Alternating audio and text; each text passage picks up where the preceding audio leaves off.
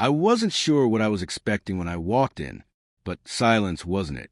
Not the kind of silence that feels heavy. Charged, like 1,000 stories suspended midair, and none of them brave enough to breathe. The hallway had been dimly lit, the kind of lighting that makes you question your own shadow. The club was known by word of mouth only. The Veil, they called it, tucked behind an abandoned bookstore. No signs, no windows. Just a narrow corridor and a velvet curtain at the end. They said it was a place for men like us to be, in the most unapologetic sense. A place where identity unshackled itself from judgment. But what we found, wasn't freedom. It was something darker. My name's Milo, 27, graphic designer by day, emotionally avoidant mess by night. I'd come to the Veil on a dare. Well, more of a double dare, thanks to my best friend Jamie, who had been raving about this mysterious darkroom experience since his trip to Berlin. You don't have to do anything. Just go. Feel it. Let the unknown shake you a little, he said with that smirk he knew I couldn't refuse. So here I was, standing in front of that velvet curtain. My heart wasn't racing. It was screaming. I pushed through. The air shifted. Thick, almost humid. Not from heat, but from the tension. Like walking into a dream someone else started and forgot to finish. The room wasn't pitch black. It was deep blue. There were faint lights, hidden in corners, red, purple, flickering. Just enough to see outlines. Movements. Bodies. The room smelled of musk, cologne, sweat, and secrets. Soft electronic music throbbed low in the background. No lyrics. No voice. Just beats, like a heartbeat you couldn't tell was yours or someone else's. And no one spoke.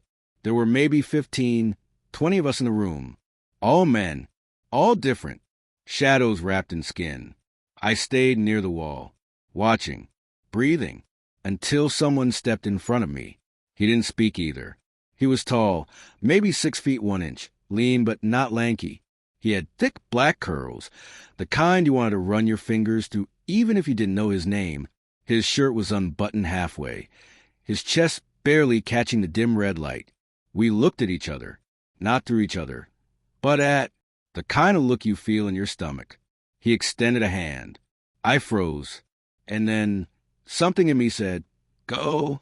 We moved to the center of the room, slowly. He didn't speak still, but he pressed his palm against my back, guided me like a ghost might, familiar and terrifying at once. We didn't dance.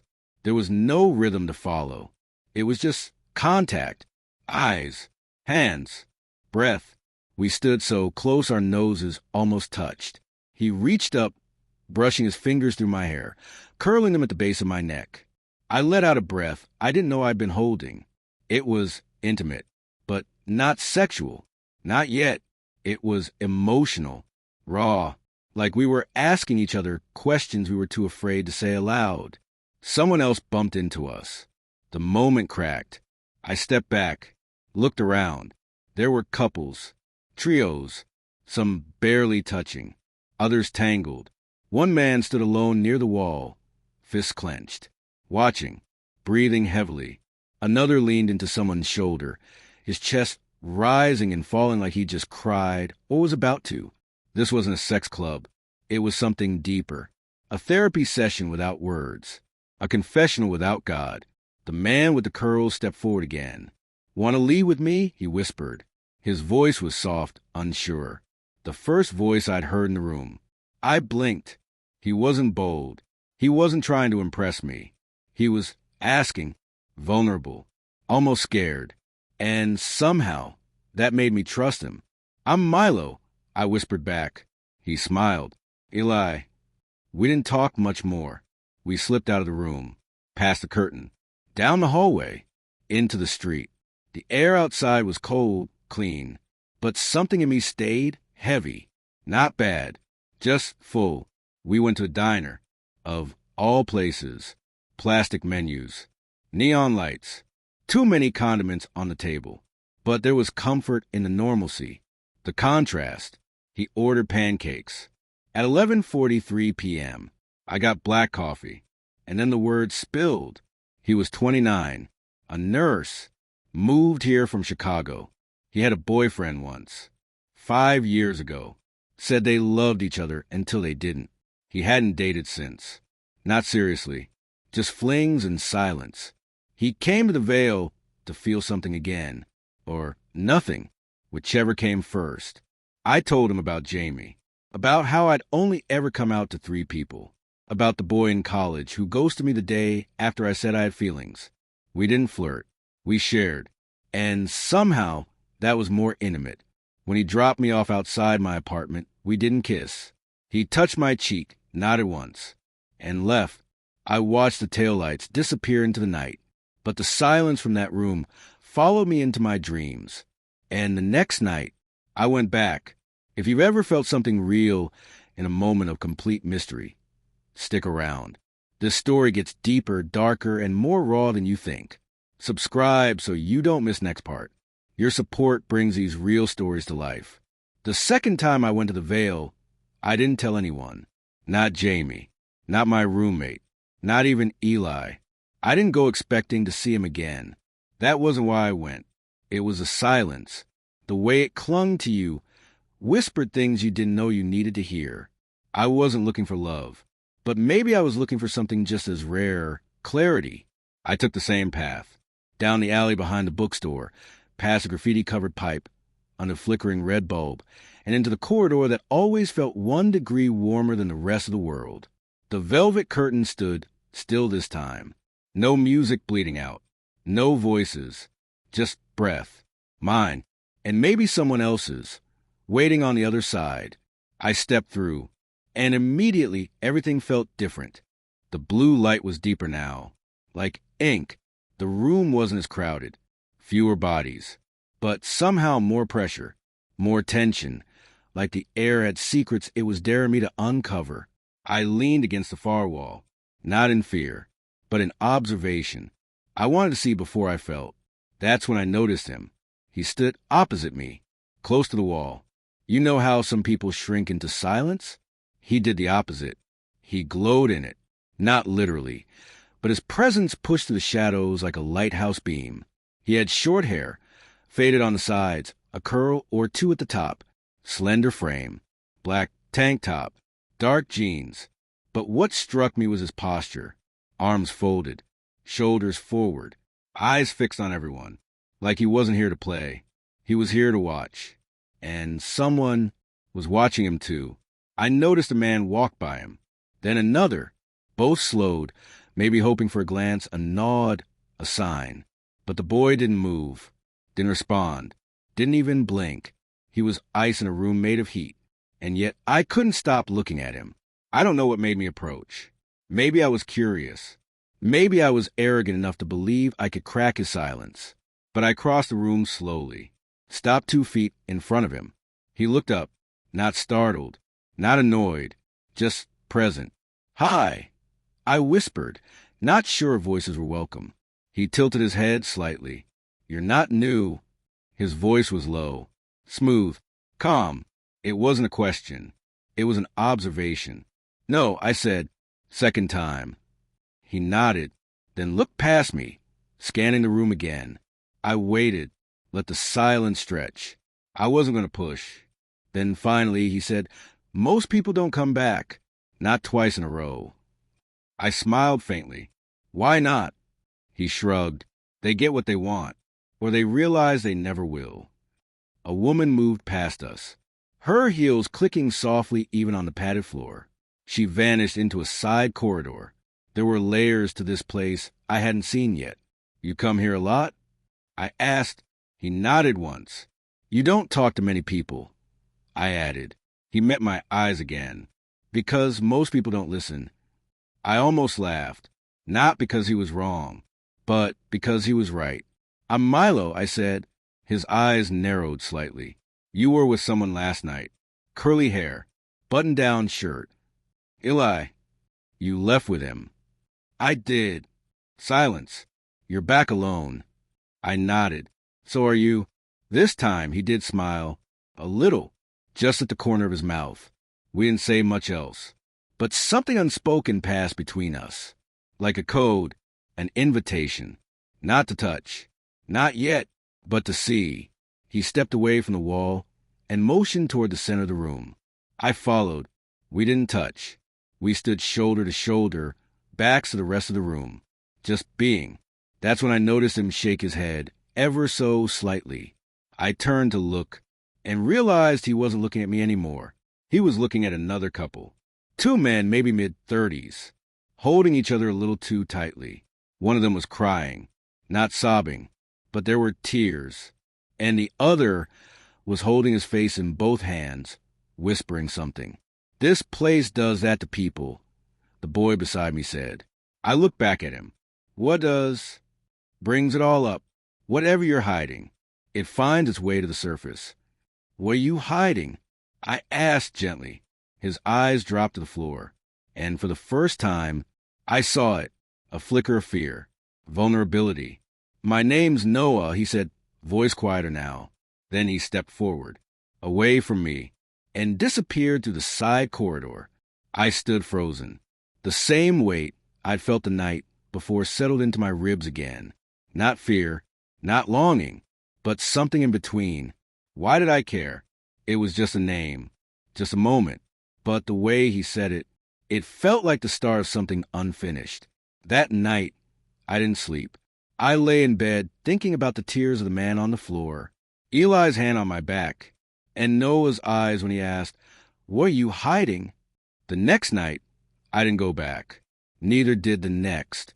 But by Friday, I found myself outside the bookstore again. And I wasn't looking for Eli this time. I was looking for the boy by the wall. There are places we go when we want to disappear.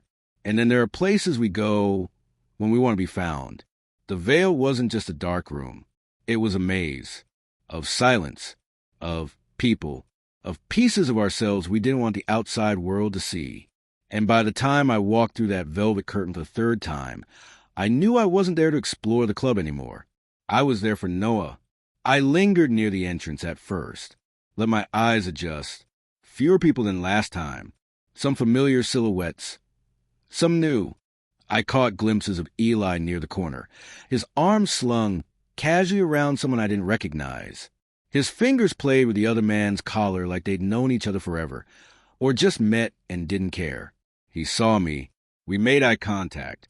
He didn't smile, didn't wave, but he nodded, respectfully, almost protectively. I didn't move toward him, because I knew what I came for. "Noah." I circled the room slowly, blue light sliding across my shoes, my fingers, my thoughts. But he wasn't there, not against the wall, not near the soft lights, not watching anyone this time. I stood still, feeling that old sense of unease curling around my ribs.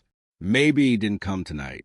Maybe I was foolish to think this place would ever give me what I was looking for.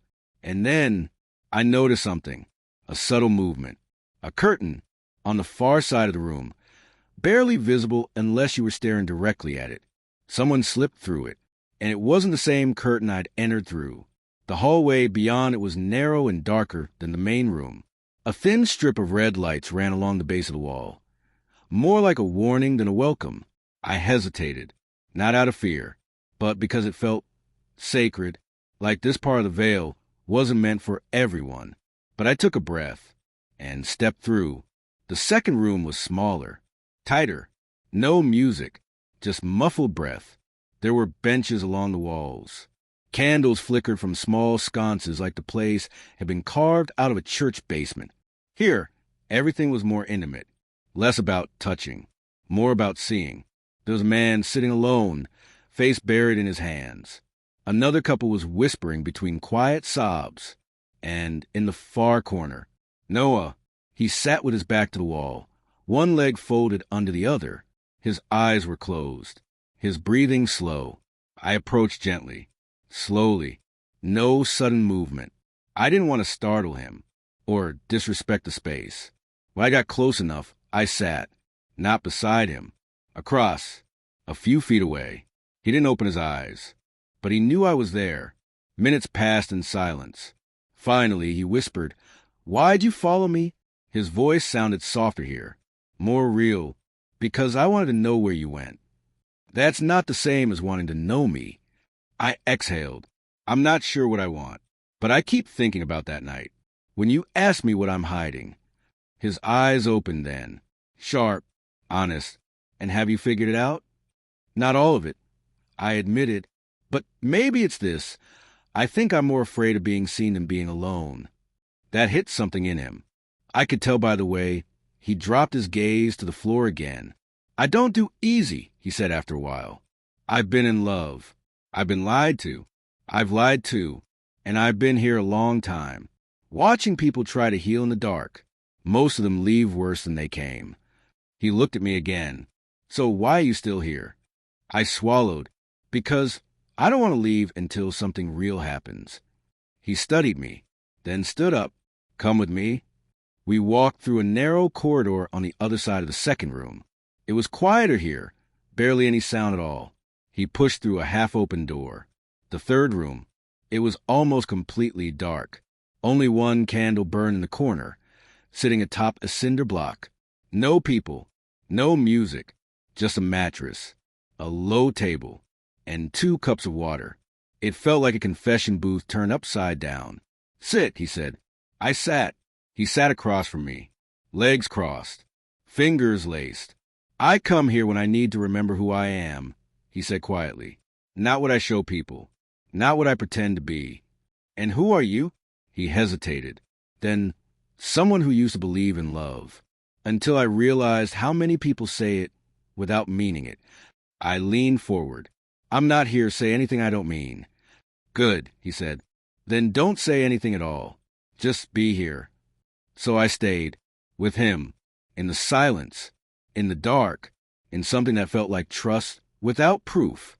After a while, he reached over and touched my hand. Just a fingertip. That was it. But that single contact held more weight than any kiss I'd ever had. We sat like that for what felt like hours. Eventually, he said, You're not like the others. Neither are you.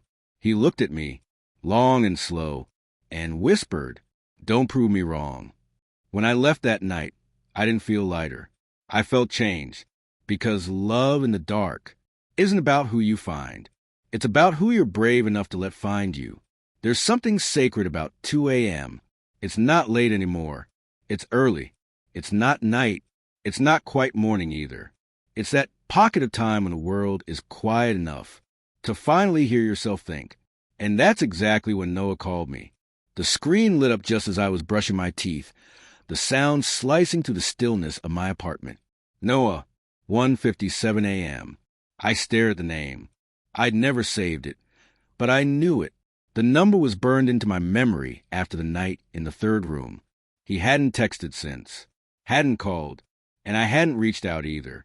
Not out of pride, but out of fear that what we had shared was only meant to exist in that darkness. But the screen kept glowing, and I answered. Hey, I said, voice low. For a second, there was nothing. Then his voice. I didn't think you'd pick up. You called. I know. A pause. Can I come over? 15 minutes later, he was at my door. No dramatic entrance. No leather jacket or cinematic shadows. Just Noah. Hoodie. Gray sweats. No bag. No umbrella. Even though it was raining. His hair was slightly damp, clinging to his forehead. And his eyes? They looked like someone who'd walked 100 miles just to sit down in one safe place. I stepped aside without saying a word. He walked in, slowly, took in the space. Small, neat, warm, books stacked against the wall. A few candles. A blanket thrown over the couch. You live like someone who's used to being alone, he said. I smiled faintly. I used to be. He stood in the middle of the living room, shifting from one foot to the other, like he wasn't sure if he should sit or leave. Noah, I said gently, why are you here? He didn't answer right away. Then, softly, because I almost kissed someone tonight, and it didn't feel right. That caught me off guard, not out of jealousy, but curiosity. He looked up, his jaw clenched. He looked like you, Noah said. Same quiet eyes, same stillness. But when I touched him, it felt like I was betraying something I didn't even have. Silence stretched between us. Then he sat on the couch. I know this doesn't make sense, We don't even know each other. Not really. But I needed to see you. To know that what I felt that night wasn't imagined. I sat beside him. It wasn't, I said. We didn't talk for a while. The rain tapped gently against the windows. My apartment smelled like jasmine tea and old wood. Noah leaned back, his head resting on the couch cushion. His fingers brushed against mine. Not grabbing, not holding, just being there. You ever feel like you're full of feelings, but they've all been assigned to the wrong people? He asked quietly. I turned toward him. All the time. He smiled, eyes still closed. Good. Then I'm not insane. You might be, I said, teasing, but at least we're insane together. He opened his eyes, turned his face toward me, and this time he didn't hesitate. He kissed me. It wasn't passionate. It wasn't dramatic. It was slow, soft, the kind of kiss that asks, "Is this okay?" And when I kissed him back, it felt like permission, like we were rewriting something the world had gotten wrong about us. We didn't sleep together that night, not in the way people mean, but he stayed.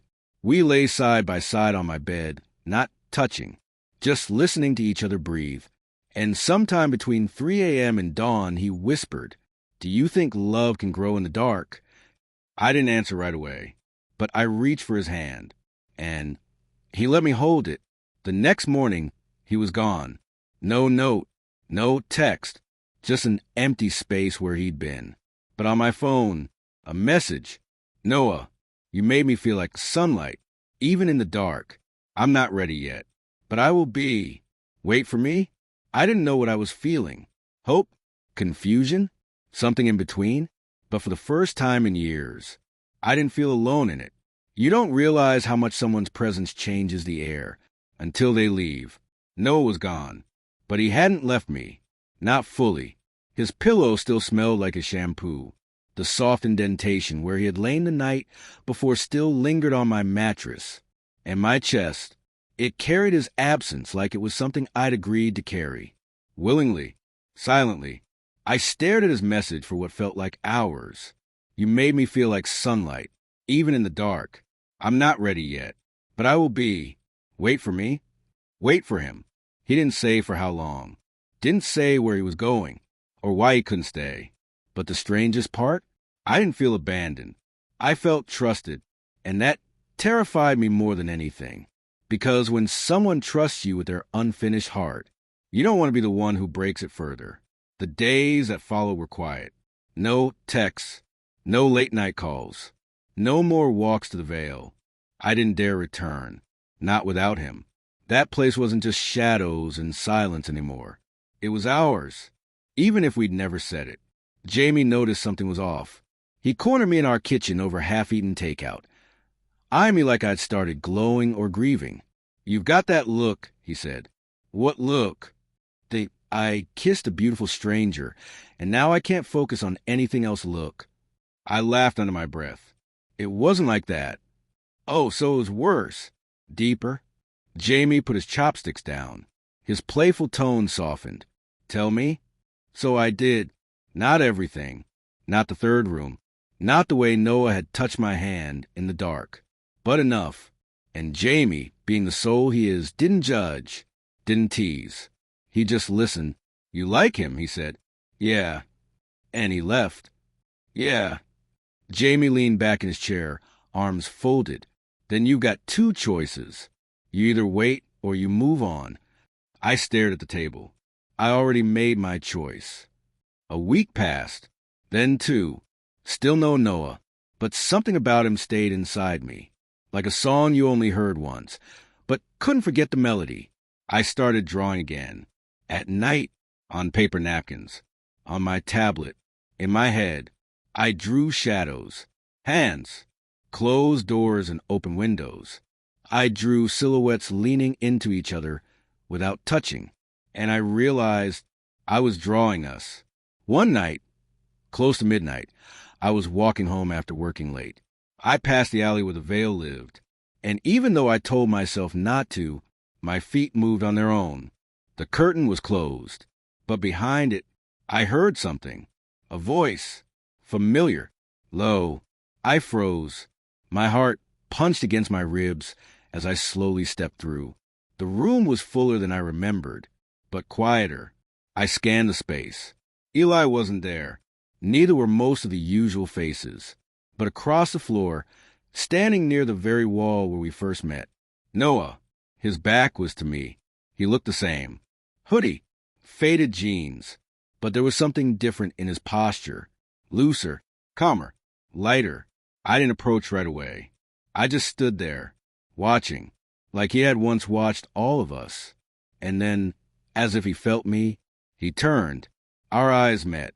And I swear, the room got quieter. Like it, too, was waiting. He walked toward me.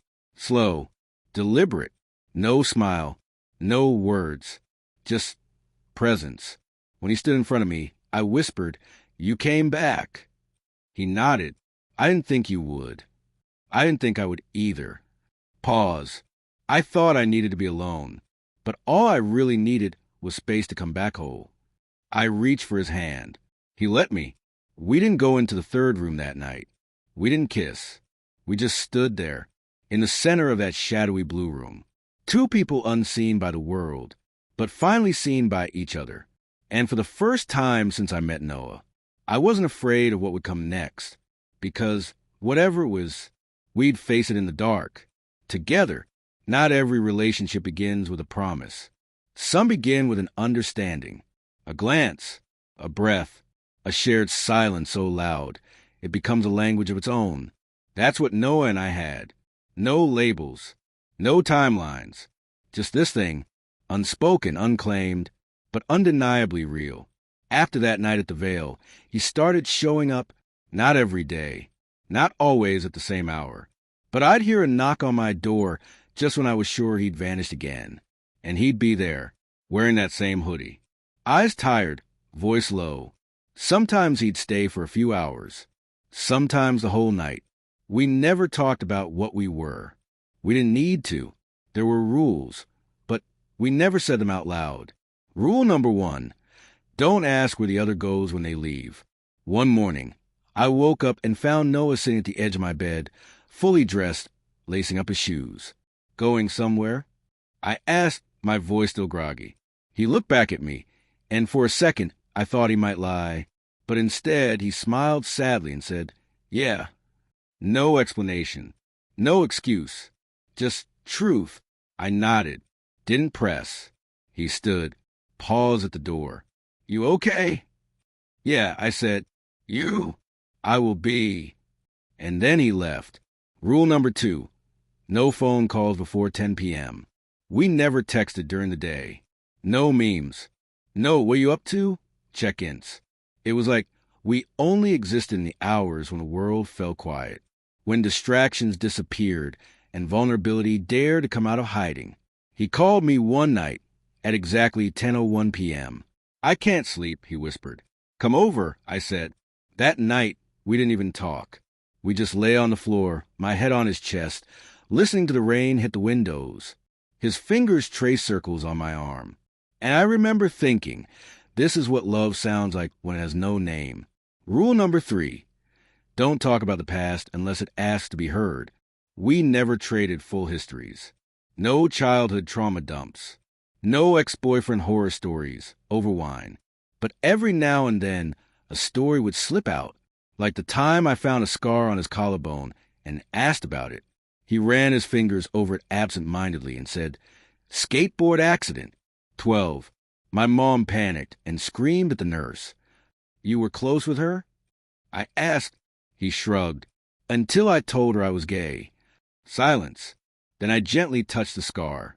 Didn't say anything. Didn't have to. And he just nodded. That was the moment I realized Noah didn't want to be fixed. He just wanted to be felt. Rule number 4, the veil stays sacred. We returned there twice a week, sometimes more, but never together. We'd meet separately, arrive at different times, leave at different times. Inside the veil, we weren't Milo and Noah. We were shadows again, observing, breathing, healing. Sometimes I'd see him across the room, his posture familiar. Sometimes he'd brush past me in the hallway, fingers grazing mine, so fast no one else would notice. We never spoke in that space, because that room wasn't about conversation. It was about truth.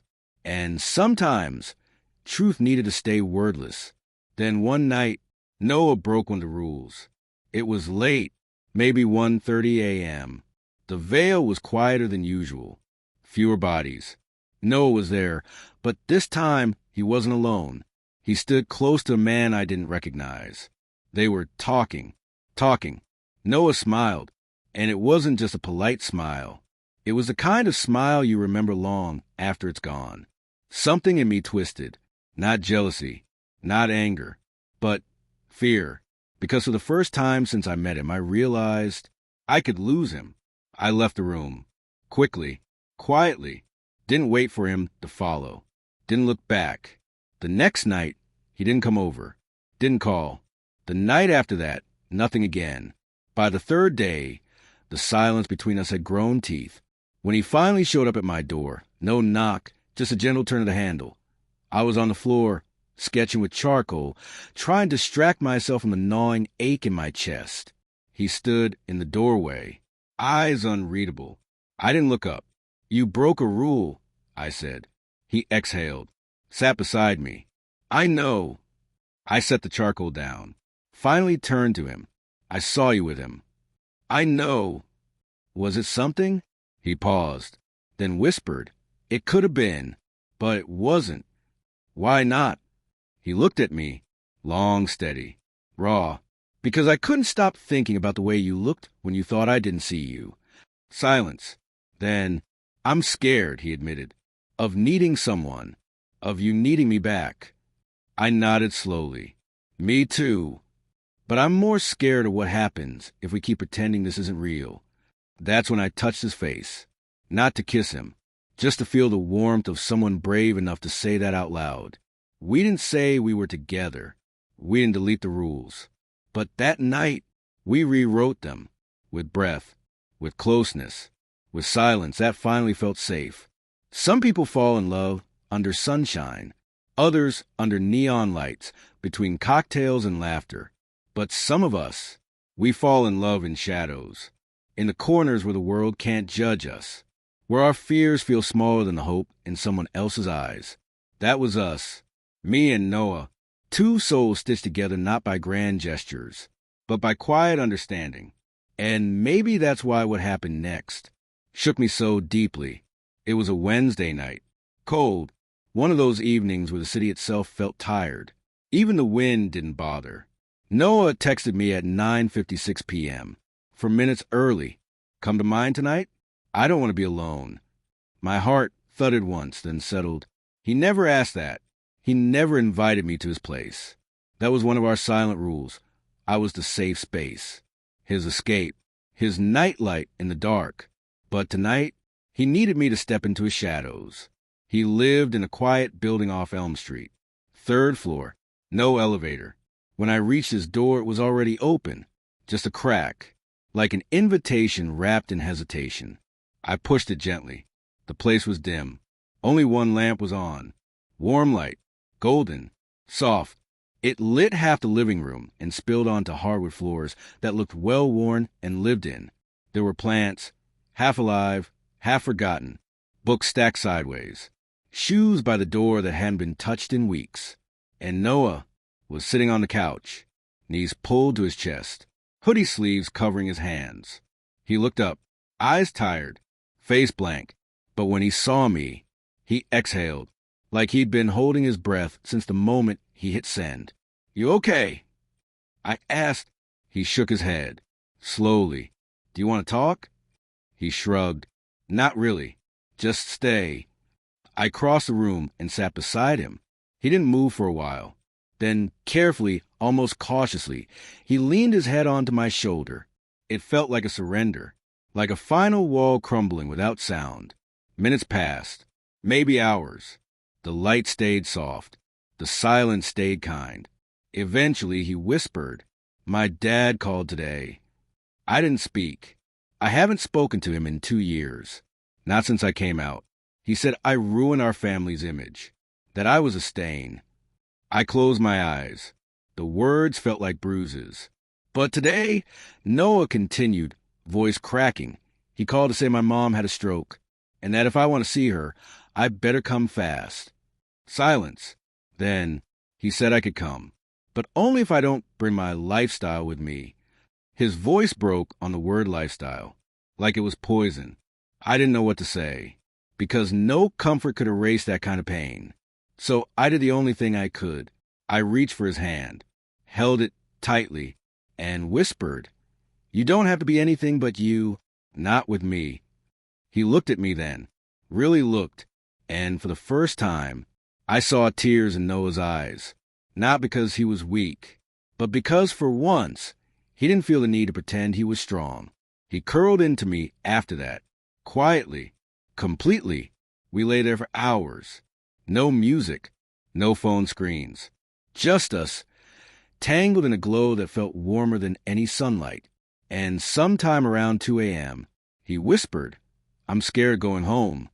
I nodded. I'd be scared too.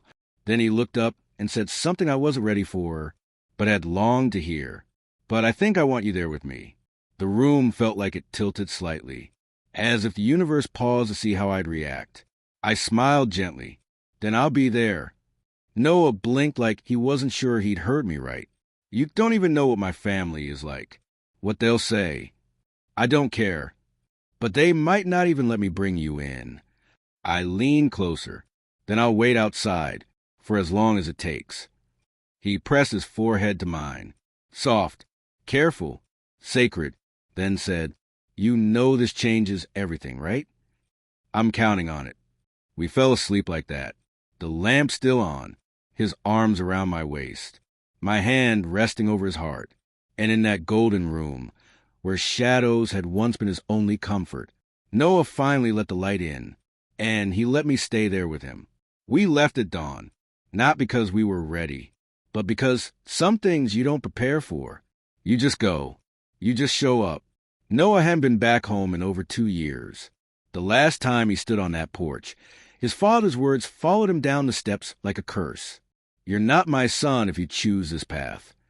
Now, as the bus rolled past mile markers and highway signs, he sat beside me in silence, staring out the window, his reflection just barely visible in the glass.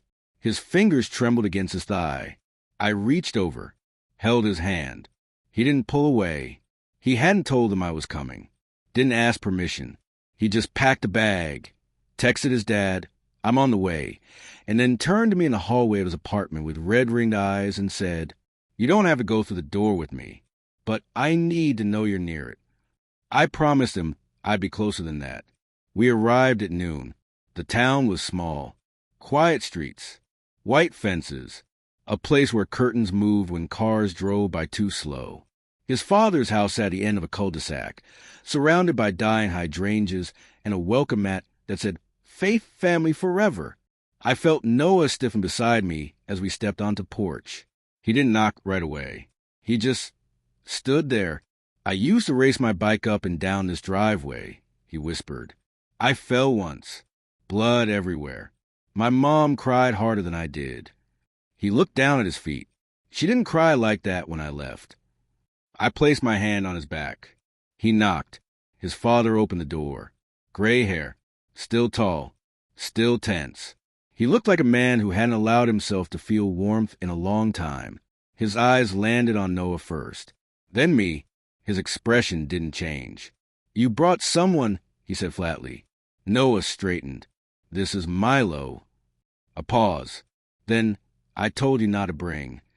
"I didn't ask," Noah interrupted. I didn't speak. I didn't have to. Noah had found his voice. "I'm here for her," he said, "not for another debate about who I'm allowed to love." His father stepped aside without another word. Noah turned to me. "Wait here. I'll be here." He stepped inside. The door closed. I sat on the porch steps. 15 minutes passed. Then 30. I watched bees hover over the hydrangeas. Listened to birds that didn't care whose love was valid or not. I wondered what was happening behind that door. Was his mother conscious? Would she know her son was there? Would she smile when she saw him? Or would this moment break him? I didn't know, but I stayed. Because sometimes love doesn't follow you in. It waits outside until you're ready to come back to it. It was nearly 2 hours before the door creaked open. Noah stepped out, eyes puffy, shoulders sunken, but not defeated. He sat beside me without saying anything for a while. Then finally, she held my hand. I nodded slowly. She said she missed me, called me her baby. I swallowed hard. But then he paused. She asked me if I was still struggling with that lifestyle. My stomach tightened, and I told her, no, I'm not struggling with it. I'm living in it, loving in it.